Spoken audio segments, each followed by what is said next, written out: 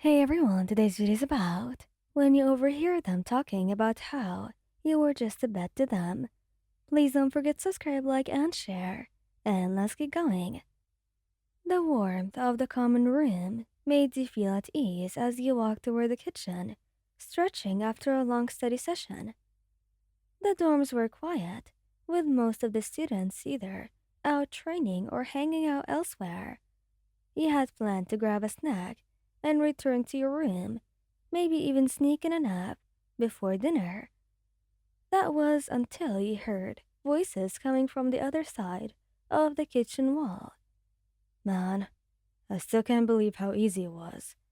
Kirishima's voice carried through the space, his usual enthusiastic tone laced with something that you couldn't quite place.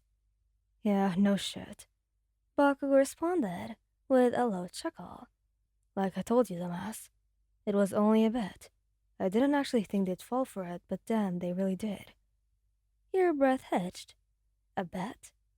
Your fingers trembled against the cool surface of the counter. You weren't supposed to hear this. It felt like you had stumbled into a nightmare, and the walls were closing in. Kirishima laughed, although it sounded almost nervous. Yeah, well, it started like that. But I mean, come on, Bakugo. You're telling me you don't even feel a bit guilty. Why the hell would I? Bakugo scoffed. They were easy to win over. Too trusting, if anything. Kirishima sighed. Yeah, I guess so. You felt your stomach churn. A sickening wave of nausea washing over you. The people you loved, the ones you trusted most, had played you. Every touch, every whisper, every shared moment, it had all been fake. Your feet moved before you could think. You stepped around the corner, heart pounding so loudly, you thought they might hear it before you even speak. So, I was just a bet to you. Both heads snapped towards you. Kirishima's face instantly paled, his crimson eyes widening in horror. Bakugo, on the other hand, stiffened, his mouth pressing into a thin line. Shit. Answer me. You demanded, voice shaking. Was this all a joke to you? Kirishima took a hesitant step forward, hands raised. No, wait, Wayan.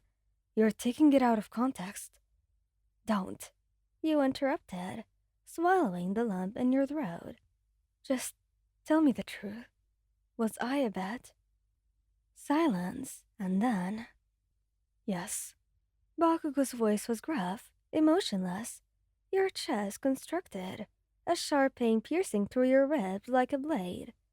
Kirishima turned to him, panic flashing in his eyes. Bakugo, what the hell? What, you wanna lie? Bakugo snapped, jaw tightening. His crimson eyes flickered with something unreadable, but his expression was cold. They already heard. There is no point sugarcoating it. You inhaled sharply, your entire body trembling.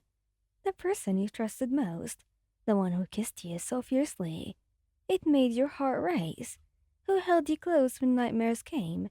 He had been lying all along. Kirishima shook his head frantically. No, Wayan, listen. Yes, it started as a bet, but it's not like that anymore, I swear. We both... Don't. You bet out. Stepping back, your vision blurred with unshed tears, but you refused to let them fall. I trusted you, both of you. Bakugo's fist clenched at his sides, but he remained silent. He always knew when to pick a fight, but now he was just standing there, letting you get hurt. Kirishima tried again. Please, Wayan, don't walk away like this. Just let us explain. Explain what exactly? You laughed bitterly, wrapping your arms around yourself in protectiveness. That you played with my feelings? That I was just something for you two to pass the time with? No, that's not it at all. Kirishima nearly shouted, his voice breaking. I fell for you, Wayan. We both did. Like hell we did. Bakugo muttered under his breath, turning his head away. And that hurt more than anything else.